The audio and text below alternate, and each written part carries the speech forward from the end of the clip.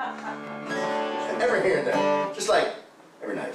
Not that often. Well, not this one. So like I said, I've been writing for my new record coming out next fall.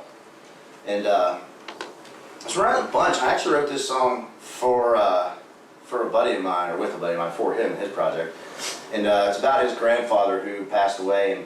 And the only thing that, like, not the only thing, one of the biggest things he remembers from his Pat was how his Pat always drank whiskey in a crystal glass with 2 cubes of ice. You know? And so we threw this song idea out there. We got done writing it. At the end of the write, I was like, you know what? I'm gonna have to take that off your hands for you. Which he was perfectly fine with. And I think we're all gonna put at least a vocal on a demo for it. But this song's called "Whiskey with You," and I really, really love this song. So here we go.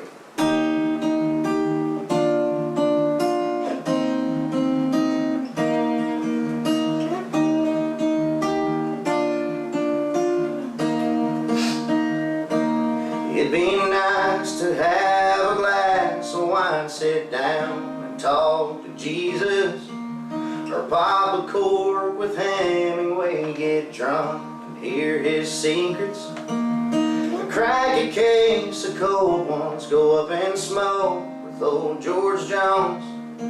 But the drink I dream about the most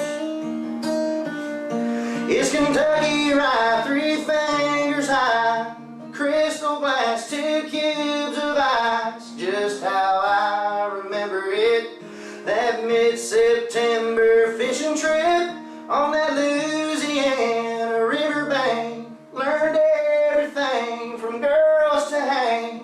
If I could have my way for a day or two, I wish me one more whiskey with you.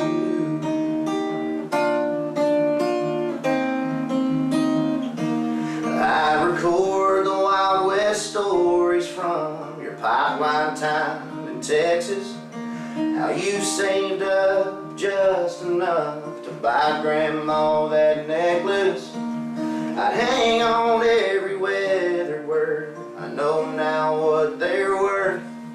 I'd savor every sip of my very first Kentucky Rye, 3 fingers high, crystal glass, 2 cubes of ice. Just how I remember it, that mid-September fishing trip on that Louisiana riverbank. Learned everything from girls to Hank. If I could have my way for a day or two, I wish me one more whiskey with you. One more whiskey with you.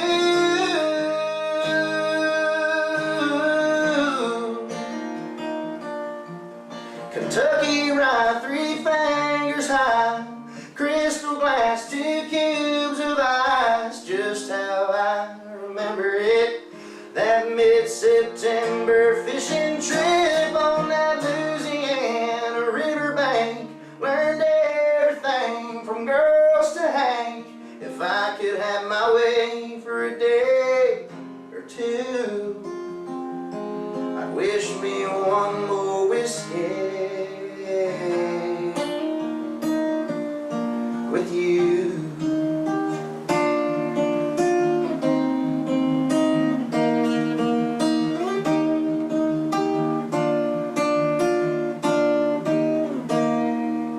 Wow.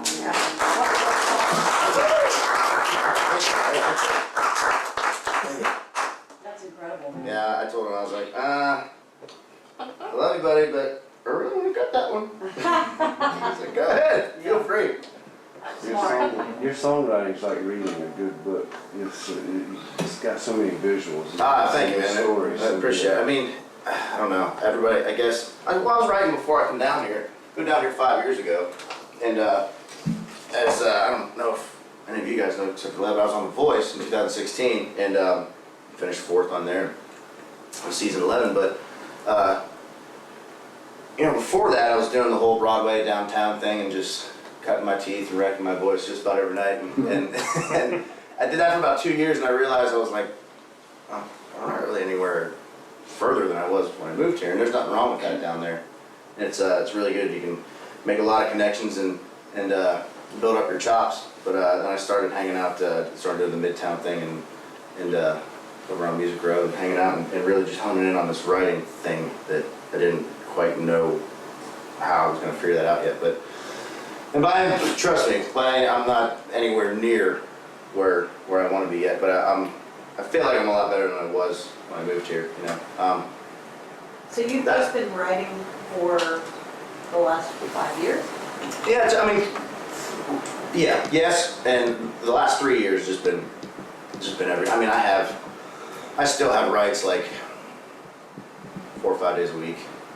I'm still writing a whole bunch, and I've kind of weeded out all the stuff all the rights that I kind of. Every right is important, but the lesser, like if I have a publisher right or something like that, I'm gonna focus more towards that angle, So I've just been busting my ass writing and really promoting this whole artist side of everything, and I feel like I'm in a cool spot. Keeping my fingers crossed, we'll see how everything goes, But I appreciate you guys taking the time to come in here today. I'm gonna do. Can I do one more for you? Yeah, cool. I do. Cool. But this song's actually on my next record coming out in the spring, and this one's called Turnaround Town. I'm from a little town in Pennsylvania called Crescent, about 2,000 people, and the only people that you ever see that are new that ever come through there are the people who drive off the wrong exit. I was on a writer's retreat in February, and we sat down, and I don't know where this song idea came from, but I threw it out there and everybody loved it, so we decided to write it. And when you're growing up in any town that you grew up in, sometimes you're like, you know what, I love this place. And then some other days you're like, I can't wait to get there. I hate this place at the same time, so that's really what this song's about. So there we go. This song's on my next record coming out in next spring. This is called Turnaround Town.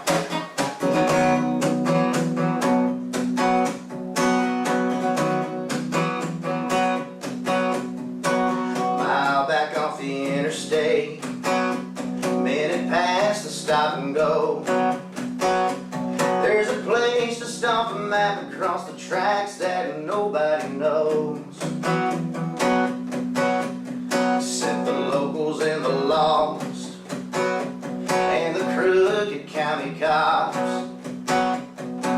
Most don't make it past getting gas and getting back on the road. I love and hate this place. Some things never change. The dinner bell, the Bible and the belt, and the sweet sound of the engine pistons gunning the distant highway, humming like it did when we said we'd make it out of this old turnaround town.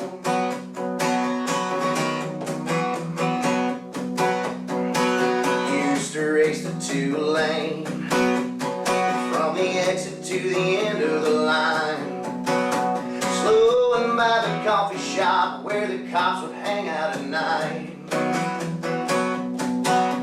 Oh, and I remember 18 seemed like every other night. I made it to the edge of town, turned around too many times. I love and hate this place. Some things never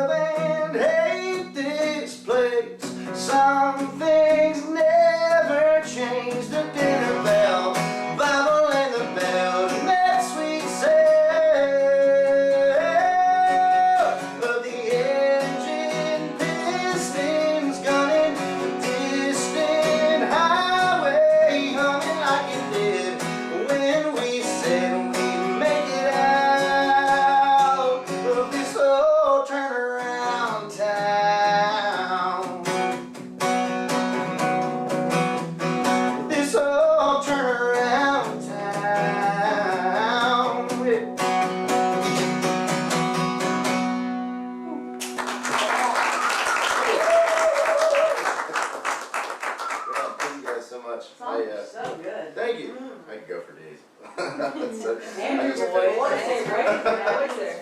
Thank you guys. Yeah, I just put the nose in the dirt and still have been, and want to continue to do that. Been writing my ass off for the past 3 years, you know, and it's been good. I've had a couple cuts on some of my buddies' records and different things like that, and just been stockpiling that catalog. So. Have you maintained your voice fans that? Oh yeah. Yeah, we actually, our numbers actually, because of the video, Beats Like Mine video, our Right. numbers have continue to go up, which is really good. Is it 110, 110,000? It's at 113. 114.1K. Yeah. Oh, okay, so it's more than I thought. Good. Couple weeks. That's good. But yeah, so we still maintain all those voice fans, and anytime they, I need anything from them, they're always there, all the support. And all my fans everywhere else. So I actually didn't even know I had fans in New Mexico until they reached out to play a festival in Raton, New Mexico, which is like 2 hours north of Albuquerque. It was like, they were like, we took a poll and other bands and we want you for our festival. I was like, I have fans here. Cool, yes, of course. Yeah, so it worked out well. But yeah, I appreciate you guys taking the time to let us come in your doors and hang out for a little bit. Yeah, we appreciate Thanks for it. staying in touch, and Yes, you're absolutely. the only person that Lee from that show has ever reached out to me about. Really? He thought so highly of you, and Oh, yeah, Lee's a good dude. yeah. Is he still over there? Yep, Is he's he? still there. Nice. That's good. So I don't know how often you talk to him, but if and when you do, I call will. him. I said hi, because I will. I don't think I have his contact anymore. Thank you. This was Yeah. great. No, thank you guys. Thank you. Yes, thank you. Appreciate it. Yeah, thank you guys. Really do appreciate it.